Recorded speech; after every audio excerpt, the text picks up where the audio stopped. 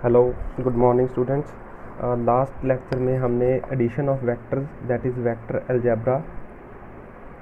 Algebra किया था और उसके कुछ क्वेश्चंस हमने सॉल्व किए थे। ठीक है, कुछ क्वेश्चंस उसके सॉल्व किए थे हमने, जिसमें a प्लस बी ये वेक्टर फॉर्म में इनको जोड़ना हमने सीखा था और इनका जो रिजल्टेंट आया था वो आया था a² plus b² plus 2ab cos theta under the root, और ये हमने रिजल्टेंट निकालना सीखा था। फिर इसके अलावा मैंने आपको उसकी इंक्लिनेशन बताई थी कि वो जो रिजल्टेंट है वो हॉरिजॉन्टल या वर्टिकल से कितना एंगल बना रहा है, that is tan alpha is equal to, ये ऐसे था। अगर मान लीजिए ये दो वेक्टर्स हैं यहाँ पे, और ये a है, ये b वेक्टर है, ये a वेक्टर, ये b वेक्टर, और जो हमारा रिजल्टेंट है वो कुछ ऐसे है, r वेक्टर का मैग्नीट्यूड ये आया था, और अगर ये एंगल अल्फ़ा हो जाएगा तो ये आ जाएगा b साइन थीटा, दोनों के बीच का एंगल थीटा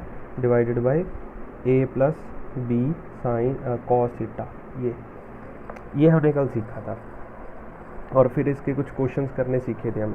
आज एक नई चीज़ हम सीख रहे हैं जिसे हम बोलते हैं यूनिट वेक्टर। बोलने में तो इसकी जो डेफिनेशन है बहुत सिंपल है। इसकी डेफिनेशन है a vector having magnitude unity और 1, वो वेक्टर जिसका मैग्नीट्यूड 1 हो। तो ऐसे तो बहुत सिंपल सी, बट इसको समझना इम्पॉर्टेंट है, ये अच्छी चीज़ है।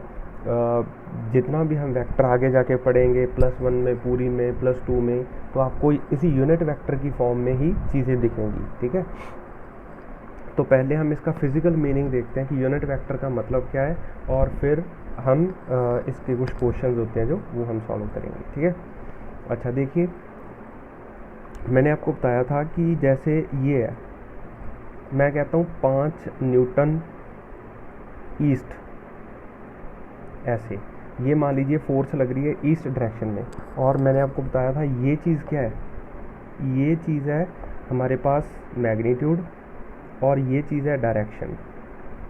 बट ये जो डायरेक्शन लिखने का मेथड है ना, ये जो मैं लिख रहा हूँ, ये तो मैंने आपको समझाने के लिए ऐसे लिख दिया, बट ये टेक्निकल मेथड नहीं है, ये गलत मेथड है, ऐसे नहीं लिखते। टेक्निकल मेथड क्या होता है, देखो टैक्टिकल मेथड तो कार्टेशियन कोऑर्डिनेट सिस्टम में लेते हैं हम। कार्टेशियन कोऑर्डिनेट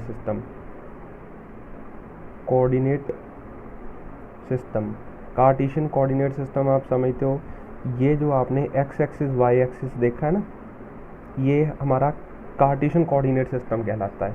ये पॉजिटिव एक्स एक्सिस, ये नेगेटिव एक्स एक्सिस, ये पॉजिटिव वाई एक्सिस, ये नेगेटिव वाई एक्सिस, फिर ऊपर को आएगा z और पीछे जाएगा नेगेटिव z। तो जो भी हम कोई भी हमारा वेक्टर होगा वो x y z ऐसे डायरेक्शंस में ही रिप्रेजेंट किया जाता है। तो इसको हम ऐसे नहीं लिखेंगे, इसको टेक्निकल लिखने का मेथड है जो वो यूनिट वेक्टर के साथ आएगा, और उसको हमें समझना है कि वो कैसे लिखते हैं। सबसे पहले अगर मेरे को, पहले तो मैं ये बताता हूँ कि यूनिट वेक्टर को रिप्रेजेंट कैसे करते हैं। यूनिट वेक्टर को रिप्रेजेंट करते हैं इस कैप से, दिस इज़ कॉल्ड कैप, और sometimes it is called hat. ये कैप और हैट है, ये किसी भी डायरेक्शन, मतलब ये एक्स वाई जेड कोई भी, मतलब आर्बिट्रेरी कोई भी डायरेक्शन को मैं ले रहा हूँ, और ऊपर है जो वो उसके कैप लगा दिए। इसका मतलब ये एक डायरेक्शन को रिप्रेजेंट कर रहा है। एक छोटा सा वेक्टर है जिसकी कोई डायरेक्शन है बट इसका मैग्नीट्यूड 1 है। ठीक है, तो this is called unit vector, इसे हम यूनिट वेक्टर बोलते हैं। जैसे ये चीज़ समझ आई, ये आर के ऊपर कैप लगा दिया। सपोज आर किसी भी डायरेक्शन को, एक्स वाई जेड किसी को भी, आर्बिट्रेरी कोई भी मान ले, सपोज वो एक्स एक्सिस को रिप्रेजेंट कर रहा है, तो मैं कहता हूँ कि एक मेरे पास वेक्टर है जिसका मैग्नीट्यूड 1 है। तो 1 यूनिट है, मतलब वो यूनिट कोई भी हो सकती है, 1 सेंटीमीटर, 1 मिलीमीटर, 1 मीटर, 1 न्यूटन, कोई भी, वो तो जिसके बारे में, जिस क्वांटिटी के बारे में बात करेंगे वैसी यूनिट आ जाएगी। बट मैग्नीट्यूड की बात करें तो मैग्नीट्यूड वाइज इसका मैग्नीट्यूड 1 है और डायरेक्शन ये है। ठीक है, अब देखो यूनिट वेक्टर, अब और देखो अगर मेरे को एक्स एक्सिस में रिप्रेजेंट करनी है, positive x axis, this is represented by I cap. ठीक है, आई कैप, आई के ऊपर कैप लगा देते हैं, ठीक है। और जो नेगेटिव एक्स एक्सिस है वो रिप्रेजेंट करते हैं माइनस आई कैप से, आई के ऊपर कैप लगा देते हैं। दिस इज़ आई, जो हमारा ए बी सी में आई होता है वो, ठीक है। ऐसे ही अगर मेरे को पॉजिटिव वाई एक्सिस रिप्रेजेंट करना है तो उसे हम रिप्रेजेंट करते हैं जे कैप से, और नेगेटिव वाई एक्सिस को रिप्रेजेंट करते हैं माइनस जे कैप से। ऐसे ही जेड एक्सिस को भी रिप्रेजेंट करते हैं, पॉजिटिव जेड एक्सिस को रिप्रेजेंट करते हैं के कैप से, ऐसे स्मॉल के कैप, और नेगेटिव जेड एक्सिस को रिप्रेजेंट करते हैं माइनस के कैप से, ठीक है। अगर आपको अब देखो एक्स एक्सिस को आई जे के ऐसी फॉर्म्स में आपको असल में वेक्टर मिलेंगे, तो ये जो है इसको मैं टेक्निकली सही टर्म में अगर मेरे को रिप्रेजेंट करना हो तो मैं लिखूंगा 5 न्यूटन। अब देखो 5 न्यूटन आ गया बट डायरेक्शन नहीं है, तो डायरेक्शन इसके साथ मैं मल्टीप्लाई कर देता हूँ, ठीक है। मैं इसके साथ सपोज आई कैप है और आई कैप को मैं इसको ईस्ट मान लेता हूँ, तो मैं इसके साथ आई कैप लगा देता हूँ, ठीक है। तो 5 न्यूटन आई कैप का मतलब हो गया कि भाई 5 न्यूटन फोर्स लग रही है पॉजिटिव एक्स एक्सिस में। अब और देखो इसको थोड़ा सा और समझते हैं। अगर मेरे पास एक 5 न्यूटन है जो वो एक स्केलर क्वांटिटी है, इसको वेक्टर बनाने के लिए मेरे को क्या लगाना पड़ेगा, इसके साथ मैं मल्टीप्लाई कर दूं डायरेक्शन, ठीक है। डायरेक्शन मल्टीप्लाई कर देता हूँ, तो डायरेक्शन मल्टीप्लाई करने के लिए मैं इसके साथ इसको 1 से मल्टीप्लाई करके किसी एक ऐसे वेक्टर से मैं इसको मल्टीप्लाई कर दूं 5 न्यूटन को कि इसके मैग्नीट्यूड में अंतर ना आए कोई भी, बट इसमें एक डायरेक्शन आ जाए, तो उसको ना मैं आई कैप से मल्टीप्लाई कर देता हूँ। This is called direction.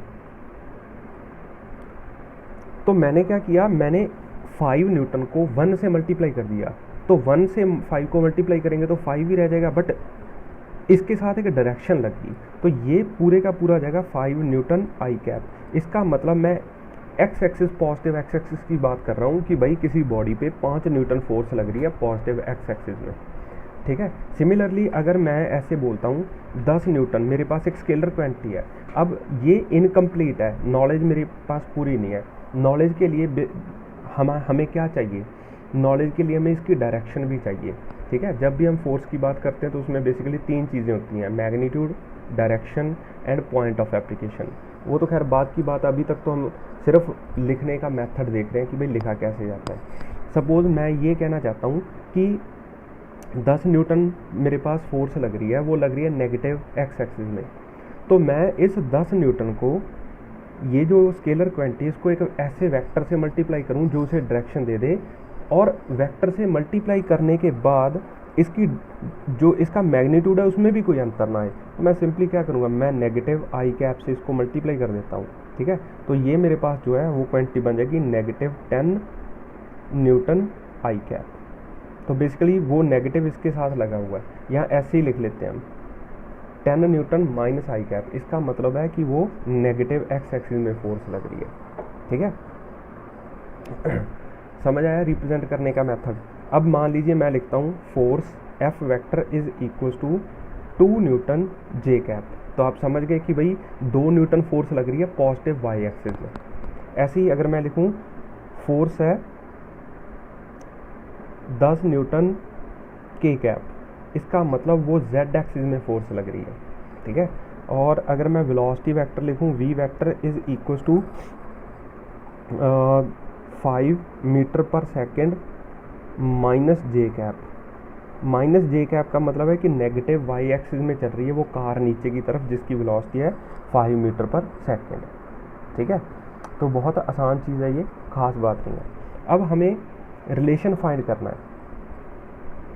अब एक रिलेशन है हमारे पास छोटा सा यूनिट वेक्टर को लेके, तो फिर मैं वही चीज़ बताता हूँ आपको। मान लीजिए कि मेरे पास कोई फोर्स वेक्टर है एफ वेक्टर, तो ये तो एक कंप्लीट वेक्टर है जिसके पास मैग्नीट्यूड और डायरेक्शन है। अब ये 2 चीज़ों के कॉम्बिनेशन से बना है, एक तो मैग्नीट्यूड से बना है, एक डायरेक्शन से बना है, ठीक है। तो मैग्नीट्यूड तो इसका ऐसे लिख देते हैं, आपको पता ही है मैग्नीट्यूड, इसको मॉडुलस से लिख देते हैं। और डायरेक्शन कैसे लिखेंगे, डायरेक्शन लिखेंगे यूनिट वेक्टर के साथ। अब वो यूनिट वेक्टर आर्बिट्रेरी मैं कोई भी ले लेता हूँ, ठीक है। वो मान लीजिए मैं एफ कैप ले लेता हूँ। F cap can be this this this this this और एनी कॉम्बिनेशन ऑफ दिस, कोई भी इनका कोई कॉम्बिनेशन भी हो सकता है। ज़रूरी थोड़ी है कि जो फोर्स है हमारी वो एक्स एक्सिस, वाई एक्सिस या जेड एक्सिस में लगी, वो तो किसी भी डायरेक्शन में लग सकती है। वो तो फोर्स तो मेरी ऐसे भी लग सकती है, ऐसे जो कॉम्बिनेशन हो एक्स और वाई का। सपोज ऐसे बाहर की तरफ लगे, जो ना तो अलॉन्ग वाई एक्सिस हो, ना जेड हो, ना एक्स एक्सिस के अलॉन्ग हो, वो तो किसी भी आर्बिट्रेरी किसी भी डायरेक्शन में होती हैं। तो प्रैक्टिकली तो फोर्सेस किसी भी डायरेक्शन में लगती हैं। तो उसको मैं रिप्रेजेंट करता हूँ एफ कैप से। ये एफ कैप के बारे में मैं आपको अच्छी तरह बताऊँगा। तो देखिए, मान लीजिए ये यूनिट वेक्टर है, ठीक है, और ये है मेरे पास स्केलर क्वांटिटी मैग्नीट्यूड। तो ये कंप्लीट वेक्टर बन जाता है एक मैग्नीट्यूड और डायरेक्शन को मल्टीप्लाई करने के बाद। तो ये समझ आया, ये एक वेक्टर क्वांटिटी है, कंप्लीट वेक्टर है, ये मैग्नीट्यूड है और ये डायरेक्शन है, ऐसे। तो जो मेरे पास एफ कैप आएगा उसको रिप्रेजेंट करने के लिए एफ वेक्टर डिवाइडेड बाय ये मैं नीचे ले जाऊंगा, तो एफ मैग्नीट्यूड, एफ मॉडुलस कर देंगे, तो ये मेरे पास एफ कैप आ जाएगा। अब एफ कैप का मतलब क्या है? सपोज एफ कैप मेरे पास है, मैं ये समझाना चाहता हूँ कि ये मैंने एफ के ऊपर कैप क्यों लगा दिया। तो it can be a combination of so many directions. जैसे मान लीजिए मैं एफ वेक्टर लिख देता हूँ, एफ कैप लिखता हूँ या एफ वेक्टर लिखता हूँ मैं। एफ वेक्टर है जो वो 2 आई कैप प्लस 3 जे कैप माइनस 5 के कैप। तो ये जो फोर्स है, इसका मतलब ये जो फोर्स है this is a combination of X Y and Z axis. इसका मतलब अगर मैं अपना ये एक एक्स एक्सिस मार्क कर लूँ, ये एक्स एक्सिस मार्क कर लिया मैंने ऐसे, और ये मेरा वाई एक्सिस हो गया ऐसे, तो जो मेरी फोर्स लग रही है, और ये मेरा जेड एक्सिस हो गया ऊपर की तरफ, बिल्कुल ऐसे ऊपर की तरफ एक्स वाई जेड हो गया, और जो मेरी फोर्स लग रही है वो कुछ ऐसे लग रही है तीनों में ऐसे, ठीक है, ऐसे फोर्स लग रही है ऐसे। ना तो ये नीचे वाले प्लेन में है, ना किसी एक प्लेन में कंटेन नहीं कर रही, ये तीनों में लग रही है, ये मतलब है इसका, ठीक है। ऐसे ये आप समझ गए कि 2 न्यूटन फोर्स एक्स एक्सिस की डायरेक्शन में लग रही है, 3 न्यूटन फोर्स वाई में लग रही है, और 5 न्यूटन फोर्स है जो वो नेगेटिव जेड एक्सिस में लग रही है। तो इसीलिए ये जो पूरा कॉम्बिनेशन है इसको हम के कैप से लिख देते हैं। अब ये तो मेरे पास वेक्टर है, इसका हमें यूनिट वेक्टर निकालना है। तो यूनिट वेक्टर निकालने के लिए पहले हमें मॉडुलस निकालना आना चाहिए, और फिर इससे हम डिवाइड कर देंगे, ठीक है। तो वो यूनिट वेक्टर हम निकालते हैं। पहले तो ये मेरे पास कंप्लीट वेक्टर है, इसका मॉडुलस निकालना सीखते हैं। मॉडुलस निकालने के लिए आप क्या करोगे, ये जो इसके कोफिशिएंट्स हैं उनका स्क्वायर कर देंगे, 2 स्क्वायर 3 स्क्वायर प्लस -5 स्क्वायर। ये तो ये सॉल्व करने पे कितना आ गया, ये सॉल्व करने पे आ गया 2 2 4 3 3 9 5 5 25, ठीक है, और 25 10 35 और 3 37, √37 आ गया ये, ठीक है। तो जो एफ कैप आ गया मेरे पास यूनिट वेक्टर, तो यूनिट वेक्टर निकालने के लिए 2 आई कैप प्लस 3 जे कैप -5 के कैप ऐसे लिख देते हैं, और डिवाइड कर देंगे इसको √37 से, ये मेरा आंसर आ गया, ठीक है। तो आपको एक फोर्स गिवन थी, वहाँ से हमने एक यूनिट वेक्टर फाइंड कर लिया, ठीक है। इसका फिजिकल मीनिंग है जो, इसका फिजिकल मीनिंग ये है कि जो फोर्स इस डायरेक्शन में लग रही, ये कंप्लीट एक डायरेक्शन बन जाएगी। अगर आप सोच के देखो कि भाई दो न्यूटन फोर्स एक्स एक्सिस में, 3 न्यूटन फोर्स वाई एक्सिस में, और 5 Newton force negative Z axis में, ठीक है। इसका मतलब ये कोई ऐसे 3 फोर्सेस नहीं है, ये बेसिकली आपको डायरेक्शन दी गई है कि इसको ऐसे समझ सकते हैं हम, जैसे मान लो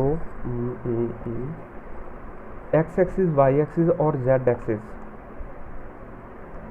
और जेड एक्सिस मान लो ऊपर की तरफ है। तो जो मेरी फोर्स है ना वो 2 न्यूटन एक्स एक्सिस में, मतलब उसको ना मैं आपको बाद में समझाता हूँ, उसको रिजॉल्व करते हैं हम।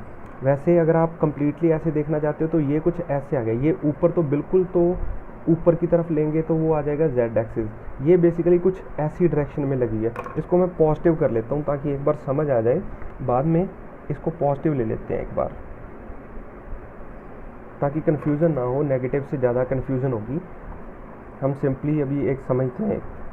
तो ये एक्स एक्सिस और वाई एक्सिस आ गया मेरे पास, एक्स एक्सिस और वाई एक्सिस। तो जो मेरी फोर्स लग रही है वो कुछ ऐसे लग रही है। अगर मैं इस फोर्स के टुकड़े कर दूं, मतलब एक्स एक्सिस में देखो, इसका कुछ हिस्सा एक्स एक्सिस में लग रहा है, कुछ वाई में लग रहा है, कुछ जेड एक्सिस में लग रहा है ऊपर की तरफ।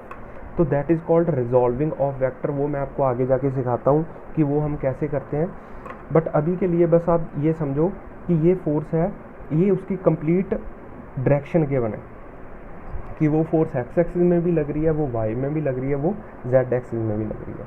ठीक है, आगे और मैं आपको इसके कुछ क्वेश्चंस करते हैं और हमें और चीज़ें क्लियर होंगी। और देखिए, जैसे मान लीजिए मैं कहता हूँ कि भाई हमारे पास कार है, एक velocity of a car is given by 5i cap plus 3j cap plus 2k cap और यूनिट है इसकी मीटर पर सेकेंड। ये ऐसे गिवन है। तो हमें बोला जाए find a unit vector along the velocity vector, along the velocity vector. आपको यूनिट वेक्टर फाइंड कर, पहले तो ये चीज़ आप समझिए, जब तक आपके माइंड में इसकी पिक्चर नहीं बनेगी तब तक मज़ा नहीं आएगा पढ़ने का, समझने का। तो आपको ये चीज़ समझ आनी चाहिए कि इसका मतलब क्या है। ये 5i cap 3j cap plus 2k cap, इसका मतलब ये नहीं है कि पहले वो 5 metre per second x axis में जाएगी, फिर 3 वाई में जाएगी और फिर 2 जेड में जाएगी। इसका ये मतलब नहीं है। इसका मतलब ये है कि भाई जो हमने कार्टेशियन कोऑर्डिनेट सिस्टम चुना है अपना, हम चूज़ करते हैं। देखो, एक्स एक्सिस, वाई एक्सिस और जेड एक्सिस हम खुद अपनी मर्जी से चूज़ करते हैं। जिसको मर्जी आप एक्स एक्सिस बना लो, जिसको मर्जी वाई बना लो, जिसको मर्जी जेड बना लो। ठीक है, तो सपोज़ मैंने अपना कार्टेशियन कोऑर्डिनेट सिस्टम कुछ चूज़ किया। मैं ऐसे बना के दिखाता हूँ आपको। ये कुछ ऐसे हो गया। सपोज़ मैं इसको एक्स एक्सिस, इसको वाई एक्सिस और इसको मैं जेड एक्सिस कहता हूँ। ठीक है, तो थोड़ी सी 3D आपको इमेजिन करनी पड़ेगी क्योंकि ये 3D सिचुएशन है। ठीक है, तो जो मेरी कार है वो कार कैसे जा रही है, वो कुछ ऐसे ट्रैवल कर रही है, ऐसे ट्रैवल कर रही है। ठीक है, मतलब वो एक्स वाई प्लेन में नहीं है। जैसे आप अपने एक कमरे की ऐसे नुक्कड़ देखते हो, ये अगर मैं देखूँ और इसको मैं एक्स एक्सिस मान लूँ, इसको मैं वाई मान लूँ और इसको मैं ऊपर की तरफ जो है वो जेड मान लूँ, ऐसे बिल्कुल ऊपर की तरफ, ऐसे ये ऊपर की तरफ आ रहा है जेड एक्सिस, इधर मान लीजिए एक्स एक्सिस और इधर मान लीजिए वाई एक्सिस। तो जो मेरी कार है ना वो कुछ ऐसे जा रही है, ऐसे, मतलब एक प्लेन में नहीं है, वो ऐसे डायरेक्शन है उसकी, ऐसे। ठीक है, ऐसे नहीं कि हवा में उड़ने लगी, मैंने अपने कोऑर्डिनेट सिस्टम ही ऐसे माने हैं कि ये तो रोड पे ही रहेगी ये चीज़। ठीक है, यहाँ इसको आप एरोप्लेन कर लो कार की जगह, तो फिर वो उड़ने वाली चीज़ आपको आसान लगेगी। प्लेन मान लेते हैं हम, एक प्लेन है ऐसे जा रहा है तो वो हवा में उड़ सकता है। ठीक है, तो मैंने अपने जो कोऑर्डिनेट सिस्टम है वो ऐसे माने हैं कि वो प्लेन ऐसे उड़ान भरता है, ऐसे। ठीक है, इस डायरेक्शन में जा रहा है, ऐसे हवा में।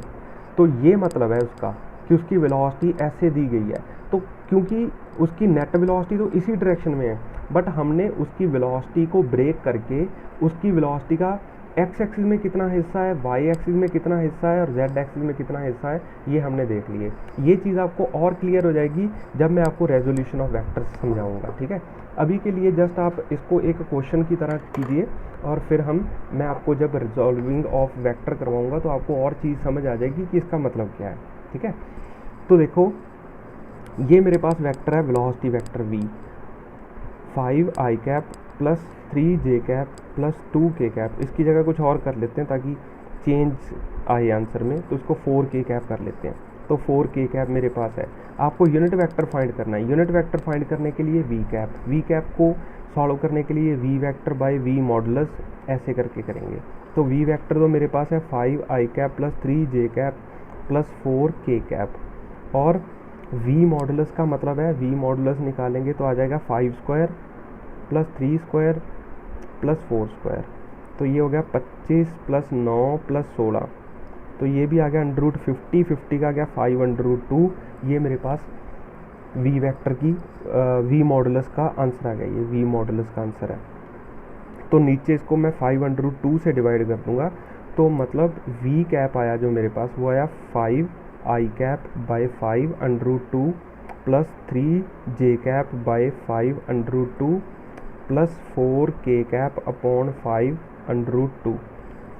तो 5 ने 5 को मार लिया, तो ये जो वी कैप आया मेरे पास वो आया i cap by under root 2 plus 3/5 under root 2 j cap plus 4/5 under root 2 k cap.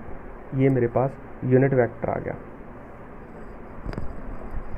इस यूनिट वेक्टर का मतलब है कि ये जो वेलोसिटी थी ना ऐसे, अगर मैं इसके इक्वल टुकड़े कर दूं, ठीक है, इस वेलोसिटी वेक्टर के इक्वल टुकड़े कर दूं। अच्छा, मैंने आपको वो डिस्प्लेसमेंट वेक्टर भी नहीं बताया अभी, कोई बात नहीं, अभी बता।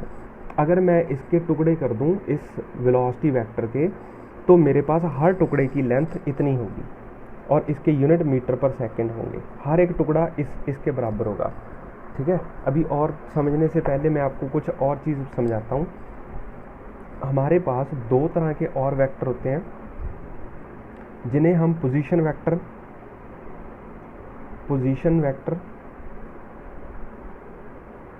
एंड डिस्प्लेसमेंट वेक्टर कहते हैं। वो चीज़ हम समझते हैं कि ये पोजीशन वेक्टर क्या है और डिस्प्लेसमेंट वेक्टर क्या है। डिस्प्लेसमेंट वेक्टर ऐसे, पहले पोजीशन वेक्टर देखते हैं। मैं वापस इसी पे आऊँगा, यूनिट वेक्टर पे। मैं आपको और क्लियर करूँगा कि ये यूनिट वेक्टर क्या चीज़ है, ठीक है। अभी आपको थोड़ा सा समझ आया कि यूनिट वेक्टर एक ऐसे वेक्टर होते हैं जिनका मैग्नीट्यूड 1 होता है और उनके पास डायरेक्शन होती है। तो अगर मैं किसी भी एक स्केलर क्वांटिटी को मल्टीप्लाई करता हूँ यूनिट वेक्टर के साथ, तो यूनिट वेक्टर उसका मैग्नीट्यूड चेंज किए बिना उसको डायरेक्शन दे देता है। अब पोजीशन वेक्टर देखते हैं। मान लीजिए कि मेरे पास ऐसे x और y कोऑर्डिनेट सिस्टम है ऐसे, ठीक है। ये y एक्सिस है, ये x एक्सिस है, और ये मेरा ओरिजिन है जहाँ पे मैं, मेरे कमरे का एक नुक्कर है, कॉर्नर है जहाँ पे मैं खड़ा हूँ, और मेरे कमरे में एक यहाँ इस कोने से किसी डिस्टेंस r1 डिस्टेंस पे कुछ चीज़ पड़ी है, सपोज मेरा टेबल पड़ा है, ठीक है। और यहाँ से किसी और दूरी पे मेरी एक चेयर पड़ी है यहाँ पे, ठीक है। और ये जो डिस्टेंस है ये सपोज r2 है। तो मैं इस नुक्कर से, अगर मैं इस चेयर की पोजीशन बताना चाहता हूँ तो मैं एक वेक्टर से बताता हूँ जिसे मैं r1 वेक्टर कहता हूँ, ठीक है। कि भाई मेरी जो चेयर है वो, अगर मेरी चेयर पे आप पहुँचना चाहते हैं, अब आपको ज़्यादा समझ आएगी यूनिट वेक्टर की भी। अगर मेरी आप इस टेबल पे पहुँचना चाहते हैं, इसको मैं टेबल लिख देता हूँ, ये टेबल है और ये चेयर है। अगर मैं आप मेरे टेबल पे पहुंचना चाहते हैं तो आपको 5 कदम x एक्सिस में और 2 कदम y एक्सिस में चल के जाना पड़ेगा यहाँ पे पहुंचने के लिए, ठीक है। तो इस चीज़ को मैं ऐसे लिख सकता हूँ ना कि भाई आप 3i कैप चलिए प्लस 2j कैप चलिए तो आप यहाँ पे पहुँच जाएंगे। तो ये तो मैंने यूनिट वेक्टर में लिख दिया, बट इसकी ये चीज़ है जो r1 vector, this is called position vector. ये r1 वेक्टर है जो, इसे हम पोजीशन वेक्टर कहते हैं। r1 vector is called position vector. Position vector आपको बेसिकली किसी भी चीज़ की पोजीशन देता है आपके ओरिजिन से। तो जो r1 वेक्टर है बेसिकली मेरे पास वो है 3i cap plus 2j cap. देखिए अब ये जो r1 वेक्टर है वो पोजीशन वेक्टर है। आपको तो सिर्फ ये पता है r1 वेक्टर के बारे में, और मैंने इसके टुकड़े किए तो 3 कदम अगर आप x एक्सिस में चलेंगे और 2 कदम इस डायरेक्शन में चलेंगे y एक्सिस में, तो आप टेबल पे पहुंच जाएंगे। बट हम ऐसे ही थोड़ी ना चलते हैं हमेशा, हम तो ऐसे चलते हैं सीधा, बट हम उसको रिप्रेजेंट करेंगे x एक्सिस और y एक्सिस की टर्म में, ठीक है। वही चीज़ यहाँ पे हो रही थी ऐसे तो नहीं कि हमारा जहाज़ पहले एक डायरेक्शन में दौड़ेगा फिर दूसरी में फिर ऊपर को उड़ेगा, ऐसे तो नहीं होता। बट उस उड़ान को हम एक्स एक्सिस, वाई एक्सिस और जेड एक्सिस की टर्म में रिप्रेजेंट करते हैं। यही चीज़ आपको यहाँ पे समझ आती है। हम तो सीधा चलते हैं अपने टेबल पे पहुँचने के लिए, बट उसकी रिप्रेजेंटेशन हम कैसे करें। हमारे पास हमारी रिस्ट्रिक्शंस हैं कि हमें रिप्रेजेंटेशन चीज़ों की एक्स और वाई एक्सिस और जेड एक्सिस में करनी है, इसीलिए हम इसको ऐसा लिख सकते हैं। सपोज ये जो चेयर है इसको मैं R2 वेक्टर लिख देता हूँ, ठीक है। R2 वेक्टर लिख देता हूँ। तो ये जो R2 वेक्टर है, सपोज मैं अपनी चेयर पे पहुँचना चाहता हूँ, तो चेयर पे पहुँचने के लिए वही चीज़ मैं दोबारा करता हूँ। मैंने उल्टा लिख दिया शायद, ये 3j कैप और 2i कैप, क्योंकि j मैं ऊपर की तरफ जा रहा हूँ तो ये j को रिप्रेजेंट करता है और ये उसको रिप्रेजेंट। तो बेसिकली मैं यहाँ पे सही करके लिख देता हूँ 3j cap plus 2i cap. तो इसको हम ऐसे लिख देते हैं, R1 vector was equal to 2i cap plus 3j cap. इसको x एक्सिस को पहले लिखते हैं और y को बाद में लिखते हैं, ठीक है। अच्छा, सपोज मैं अपनी चेयर पे पहुंचना चाहता हूँ। मान लीजिए मैं 1 2 3 4 कदम ऐसे चलूँ और 1 2 3 कदम ऐसे चलूँ, ठीक है, 1 2 3। तो जो मेरा R2 वेक्टर है वो R2 वेक्टर है मेरे पास 1 2 3 4i cap plus 3j cap. तो बेसिकली हम चलते तो यहाँ से ऐसे थोड़ी है कि हम दीवार से पहले ऐसे चलते हैं फिर ऐसे चलते हैं। हम तो सीधा चल के, अगर आप अपने कमरे के कॉर्नर से अपनी चेयर पे पहुँचना चाहते हैं तो हम तो सीधा चल के जाते हैं ना। बट उसको रिप्रेजेंट कैसे करें? रिप्रेजेंट करने के लिए तो आपके पास जो चीज़ है एक्स एक्सिस और वाई एक्सिस, उसी में आपको करना पड़ेगा। इसीलिए हम इसको ऐसे लिख देते हैं कि 4i cap plus 3j cap. अब देखो आपको और चीज़ समझ आएगी। ये जो टोटल लेंथ थी इसके मैंने, ये मान लीजिए ये टोटल लेंथ होती 4 मीटर, ये टोटल लेंथ होती 4 मीटर।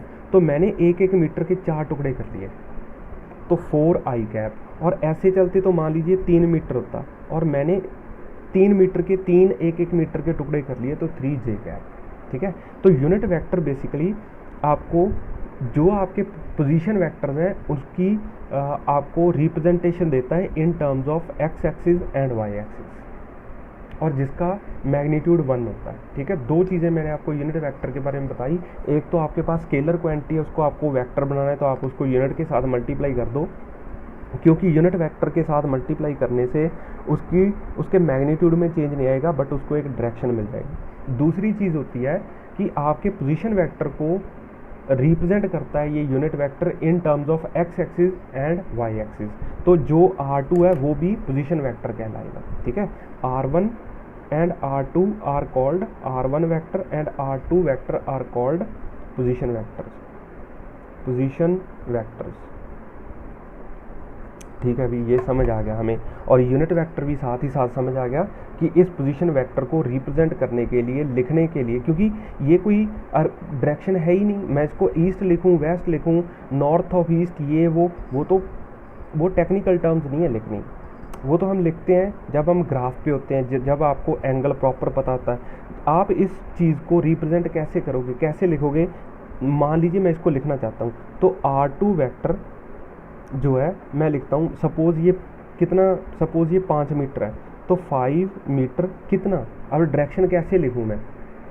अब तो मेरे पास रिस्ट्रिक्शन आ गई। तो ऐसे तो नहीं कि आप अपने घर में एक प्रोटेक्टर रखते हैं और ये एंगल मेजर करके फिर लिखते हैं कि भाई ये मान लीजिए 30 डिग्री होता तो मैं लिखता ये 30 डिग्री, सपोज ये नॉर्थ ऑफ ईस्ट, ऐसे थोड़ी ना लिखते हैं, ठीक है। तो R2 वेक्टर को सिंपली रिप्रेजेंट करते हैं कि भाई R2 वेक्टर क्या है? वो R2 वेक्टर है जो वो 4 कदम एक्स एक्सिस में चलोगे, 3 कदम वाई एक्सिस में चलोगे तो आप पहुंच जाओगे। तो उसको हम लिखते हैं 4i cap plus 3j cap. इसीलिए ये पोजीशन वेक्टर है जो, इसकी हमारे पास रिस्ट्रिक्शन है कि इसको रिप्रेजेंट करना मुश्किल है, तो उसको सिंपल भाषा में यूनिट वेक्टर के साथ रिप्रेजेंट करते हैं। अब हम बात करते हैं डिस्प्लेसमेंट वेक्टर की। समझ आया? कोई भी पोजीशन वेक्टर क्या आता है? A vector representing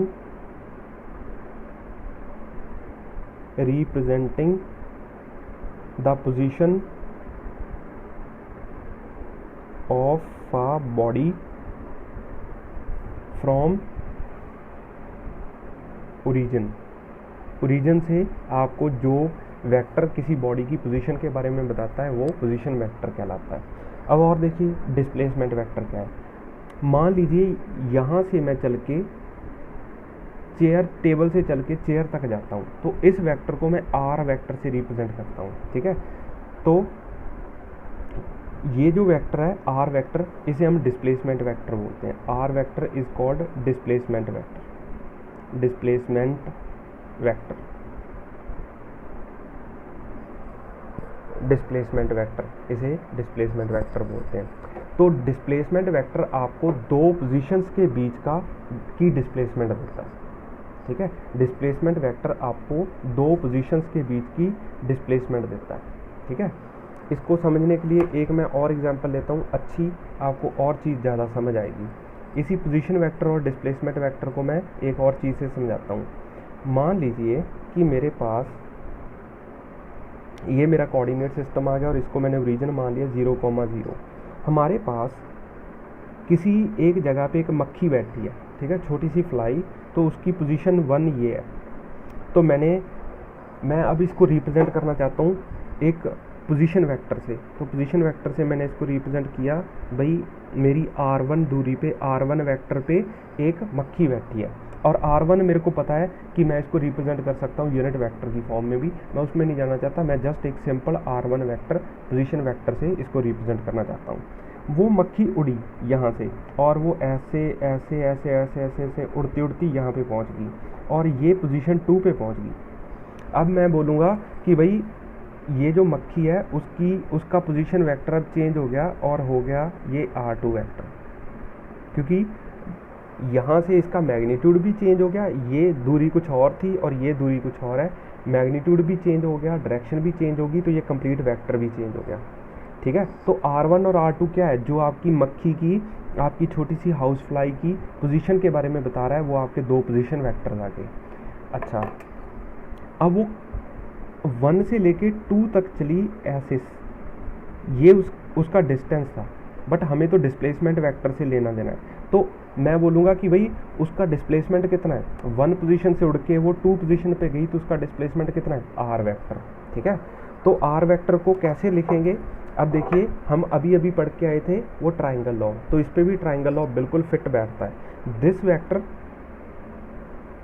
r2 vector minus r1 vector, ठीक है, ये आपको डिस्प्लेसमेंट देगा उसकी। यहाँ आप ऐसे कीजिए, देखो हमने पढ़ा था कि जब हमारे पास दो वेक्टर्स होते हैं, एक वेक्टर ये है r1 वेक्टर और दूसरा वेक्टर है r वेक्टर, जो दोनों पहले वेक्टर के हेड से दूसरे वेक्टर की हम टेल मिला देते हैं, और ऑपोजिट डायरेक्शन में चल के जब हम तीसरा वेक्टर ड्रॉ करते हैं r2 वेक्टर, तो ये उसका रिजल्टेंट होता है r2 वेक्टर। तो हमने ऐसे लिखा था ना, r1 vector plus r vector is equal to r2 vector.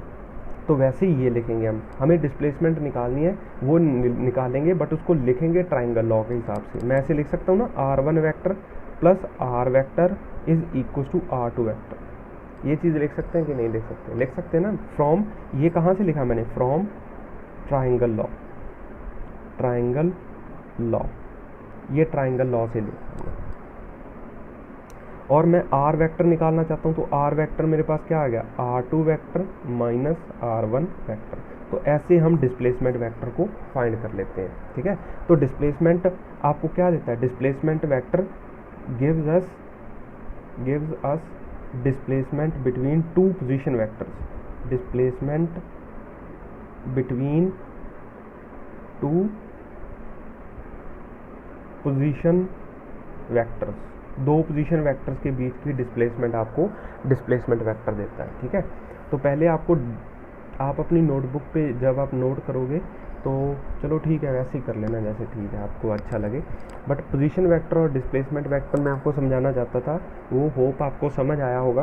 Position vector क्या है, डिस्प्लेसमेंट वेक्टर क्या है, और यूनिट वेक्टर है जो, वो मैं कल आपको दोबारा फिर एक्सप्लेन करूँगा कि यूनिट वेक्टर क्या है। बट फिर भी मैंने आपको थोड़ा बहुत एक्सप्लेन करने की कोशिश की कि भाई यूनिट वेक्टर एक ऐसा वेक्टर होता है जिसका मैग्नीट्यूड 1 होता है और इसका काम होता है कि जब मेरे पास एक स्केलर क्वांटिटी है, मैं उसको वेक्टर बनाना चाहता हूँ, तो मैं उस पोजीशन वेक्टर को उस यूनिट वेक्टर को उस स्केलर क्वांटिटी के साथ मल्टीप्लाई कर देता हूँ, तो वो मेरे को एक कंप्लीट वेक्टर बन जाता है, दे देता है। और उसमें फ़ायदा ये है कि उसका मैग्नीट्यूड नहीं चेंज होता। दूसरी बात, जब भी मेरे को कोई पोजीशन वेक्टर को रिप्रेजेंट करना होता है, तो पोजीशन वेक्टर को रिप्रेजेंट करना मुश्किल होता है, ठीक है। तो पोजीशन वेक्टर को मैं ऐसे रिप्रेजेंट नहीं कर सकता, इसीलिए मैंने उसको ब्रेक करके यूनिट वेक्टर की फॉर्म में रिप्रेजेंट कर दिया। अब इसी चीज़ को हम आगे और देखते हैं। अब आपको ज़्यादा समझ आएगी चीज़। मान लीजिए कि मेरे पास एक बॉडी है और उस पर कुछ फोर्स लग रही है। एक बॉडी है, ये एक ऐसे बॉडी है, उसका मास m है और उस पर फोर्स लग रही है ऐसे F वेक्टर, ठीक है। इस बॉडी पे फोर्स लग रही है। अब मेरी प्रॉब्लम ये है कि मेरे को इसको रिप्रेजेंट करना है। तो रिप्रेजेंट करने के लिए इस फोर्स को तो लिखना पड़ेगा कि कितनी फोर्स किधर लग रही है। अब ना तो ये, सपोज मैं अपना एक्स एक्सिस ये मान लेता हूँ और वाई एक्सिस ऊपर मान लेता हूँ, सपोज दो ही एक्सिस में फोर्स लग रही है ऐसे। तो अब मेरे को रिप्रेजेंट करना है फोर्स, ठीक है। तो फोर्स को रिप्रेजेंट करने के लिए मैं क्या लिखूंगा, मैं फोर्स को रिप्रेजेंट करने के लिए लिखूंगा कि वही 3i cap plus 5j cap. ये जो फोर्स है वो 3i cap plus 5j cap ऐसे लग रही है फोर्स, या इसको 4j कैप लिख लेते हैं। 3i cap plus 4j cap ऐसे फोर्स लग रही है। इसका मतलब है कि मैं पहले 3 इधर लगाया और 5 ऊपर लगाया, ऐसे तो नहीं है। ये फोर्स है जो, ये बेसिकली पोजीशन वेक्टर है।